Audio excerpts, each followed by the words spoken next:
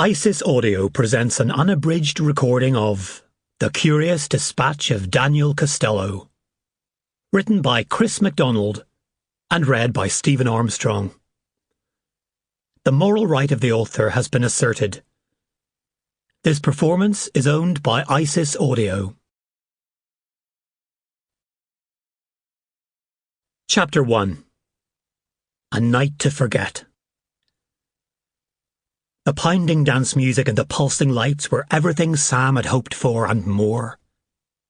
He'd loved this type of music since his teens and had set his heart on coming to Ibiza for his stag do ever since he'd first heard the opening notes to Adagio for strings more than a decade ago. Now that he was here, everything seemed amplified, bigger than he'd imagined it.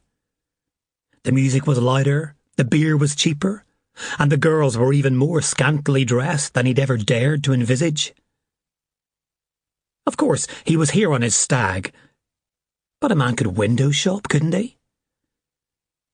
He waved his hands in the air as the beat dropped, and along with the massive bodies around him writhed in time with the thumping bass. He took a swig from his bottle of beer, spilling some down the front of his custom-made t-shirt.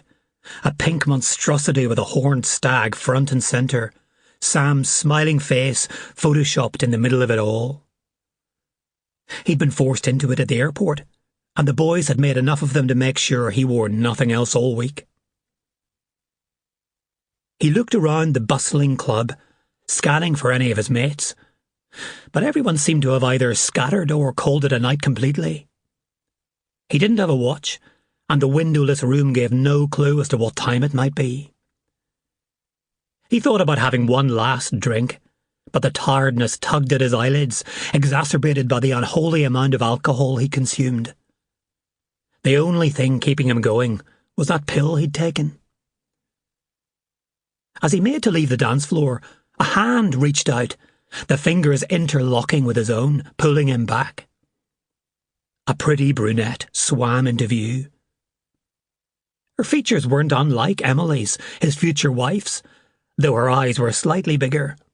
She leaned in close to him, affording Sam a sneaky peek at her cleavage as her top gaped. "Leaving so soon?" she shouted in his ear, above the swell of the music. She pulled back, and he stared at her with bleary eyes, trying to make sense of what she was saying. Once it had computed, he nodded. "One more dance," she mouthed, leading him back to the middle of the dance floor. Sample complete. Ready to continue?